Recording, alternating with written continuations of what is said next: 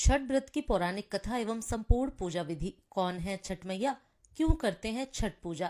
कार्तिक शुक्ल पक्ष की षष्ठी को छठ पर्व मनाए जाने का विधान है।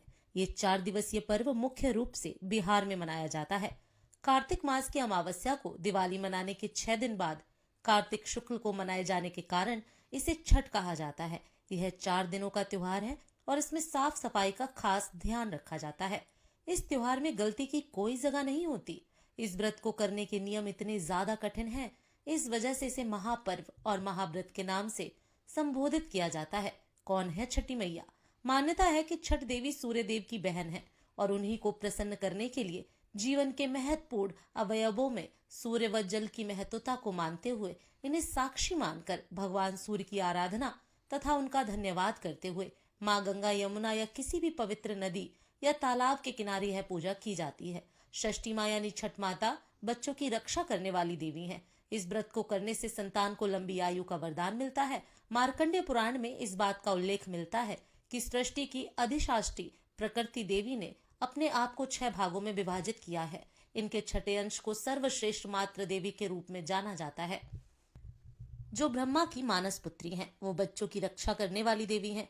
कार्तिक मास के शुक्ल पक्ष की षष्ठी को इन्हीं देवी की पूजा की जाती है। शिशु के जन्म के 6 दिनों बाद इन्हीं देवी की पूजा की जाती है। इनकी प्रार्थना से बच्चे को स्वास्थ्य, सफलता और दीर्घायु होने का आशीर्वाद मिलता है। पुराणों में इन्हीं देवी का नाम कात्यायनी बताया गया है, जिनकी नवरात्रि की षष्ठी तिथि को पूजा की जाती है।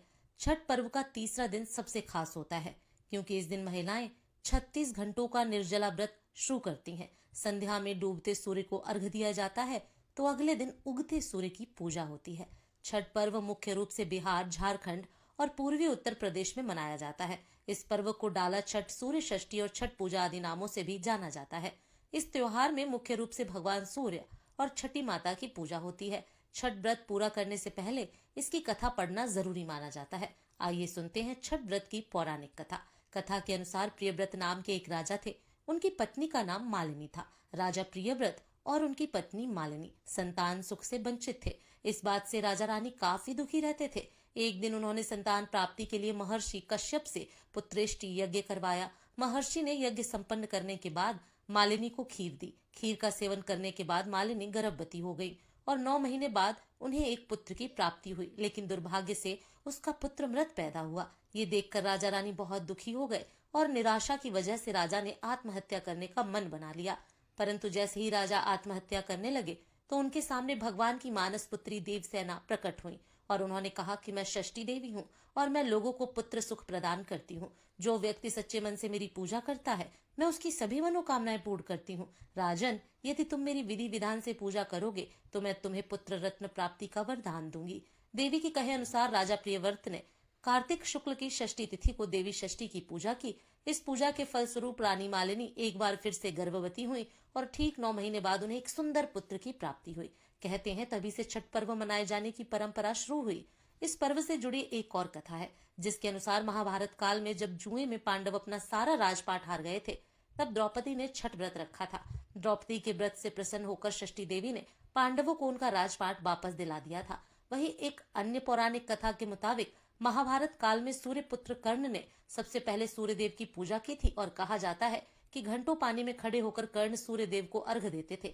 सूर्य देव की कृपा से कर्ण एक महान योद्धा बना था। आज भी छठ में अर्घ्य दान की यही परंपरा चली आ रही है। छठ पूजा के लिए जरूरी है ये सामग्रियां। छठ पूजा के लिए कुछ सामग्रियों की विशेष आवश्यकता होती है।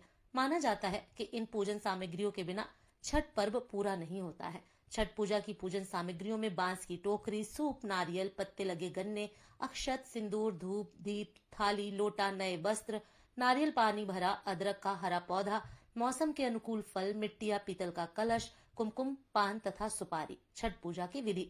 छठ पूजा के दिन सुबह ब्रह्म मुहूर्त में उठें और स्नान आदि से निवृत्त होकर छठ व्रत का संकल्प लें। इस कर्म में सूर्य देव और षष्ठी मैया का ध्यान करें। व्रती को छठ पूजा के दिन अन्न ग्रहण नहीं करना होता है। संभव हो तो निर्जला व्रत रहकर उसका विधिवत पालन करें। छठ के पहले दिन संध्या कालीन अर्घ्य होता है, जिसमें डूबते हुए सूर्य को अर्घ्य दिया जाता है। ऐसे में इस दिन सूर्यास्त से थोड़ा पहले छठ घाट पर पहुंचे और वहां स्नान करने के बाद अस्ताचलगामी सूर्य को पूरी निष्ठा के साथ अर्घ्य दे। इस दिन भगवान सूर्य को अर्घ्य देने के लिए बांस या पीतल की टोकरी या सूप का उपयोग किया जाता है। ऐसे में बांस या पीतल की टोकरी का इस्तेमाल करते हुए सूर्य देव को अर्घ्य दें। छठ पूजा में जिन टोकरियों या सूपों का इस्तेमाल किया जाता है उसमें फल, फूल, गन्ने, पकवान इत्यादि समेत पूरी पूजन सामग्रियों को अच्छी प्रकार रखें। इसके साथ ही सूप या टोकरी पर सिंदूर लगाएं। सूर्य देव को अर्घ्य देते वक्त टोकरी में सभी पूजन सामग्रियों का होना बेहद जरूरी होता है। ऐसे में इस बात का विशेष ध्यान रखें। इसके साथ ही पूरे दिन और रात भर निर्जला व्रत रखकर अगले दिन सुबह उगते हुए सूर्य को जल अर्पित करें। सूर्य देव को अर्घ्य निवेदित करने के साथ ही मन उनसे अपनी मनोकामना कहें। छठ पूजा के पहले दिन नहाय खाए होता है।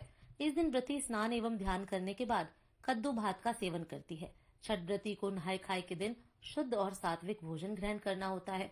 इसके साथ ही इस दिन जब छठी व्रती भोजन कर लेती है तभी घर के अन्य सदस्य भोजन करते हैं। छठ पूजा के दूसरे दिन खरना करते हैं। इस दिन व्रती महिलाएं स्नान के बाद चावल और गुड़ की खीर बनाकर खरना माता को अर्पित करती हैं। इस प्रसाद को मिट्टी के नए चूल्हे पर आम की लकड़ी से आग जलाकर बनाया जाता है। शाम को पूजा के बाद घर सभी सदस्य पहले खरना प्रसाद ग्रहण करते हैं, फिर भोजन करते हैं। खरना प्रसाद को बेहद शुभ माना जाता है। इस प्रसाद को खाने के बाद व्रत शुरू हो जाता है। इस दिन नमक नहीं खाया जाता। छठ पूजा का तीसरा दिन बहुत खास होता है। इस दिन शाम को अस्तगामी सूर्य यानी डूबते सूरज को अर्घ्य दिया जाता है। टोकरी में फलों, ठेकुआ, चावल के लड्डू आदि से अर्घ्य के सूप को सजाया जाता है। नदी या तालाब में कमर तक पानी में रहकर अर्घ्य दिया जाता है। आप उगते सूर्य को अर्घ्य देते हैं।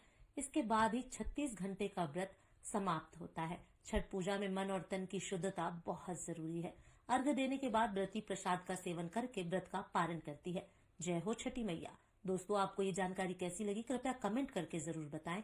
वीडियो पसंद आया हो तो लाइक करें और ऐसी ही और भी बहुत सारी जानकारियों, कथाओं एवं कहानियों के लिए चैनल को सब्सक्राइब जरूर करें। धन्यवाद।